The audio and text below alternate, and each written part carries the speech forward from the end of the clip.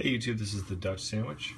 I wanted to do a quick overview of my Elysee Vulcanos Executive Edition watch. A little bit about the brand. Because I got this as a gift, I kind of went back and then did some research about the brand because I had never really heard of them before, but they do have a pretty rich heritage. Obviously not compared to some of the other brands out there, but they were started in 1920 by a guy named Jacques Beaufort or something like that. And he kind of made just a few watches here and there for people in his area. And then when he died in 1938, the brand also died. And then in 1960,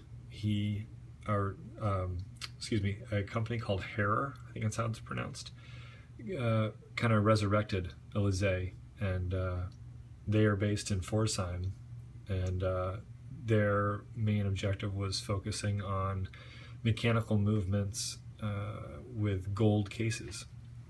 And then they kind of were in business for, I think, for like 31 years, and then they were sold to a bigger company who operates it today. And they have a little bit of heritage in racing and things of that nature. So definitely a cool brand, and they're all made in Germany now, so maybe a little bit similar to like a Sin or I think Nomos and watches like that. But this watch, I've owned this watch since 2011, and I think my wife paid around $400 for it. I found it online for 620 euros, so I guess that's probably like around $800 US. So I think we got it at like around half off. So it is maybe like a $800 watch at full-blown retail, but it measures 43.3 millimeters wide. That's the case.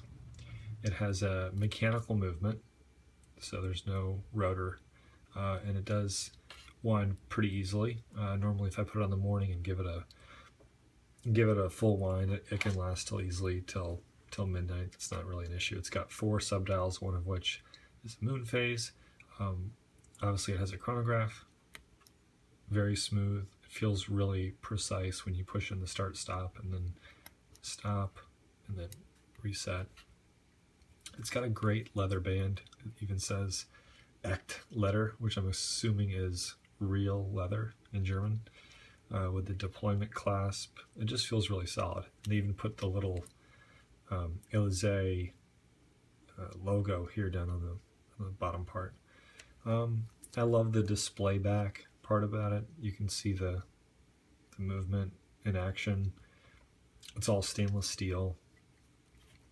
This is a sapphire glass, which is great. So I've worn this for like 5 years now almost, and there's no scratches at all. What else about this guy? It's 13 millimeters high. We covered the width, 43.3 wide. For reference, I'll put this on. I have a 7-inch wrist, which I think is pretty small, and it fits me pretty well. I would say it's at the larger end of what I would feel comfortable wearing. Most of my watches are between 40 millimeters and 42. So you can see it's a good fit. It's a little bit on the larger side, but it still looks really sharp. So yeah, and this is my Elysee Vulcanos Edition watch. If you have any questions, put them down below, and thanks for watching.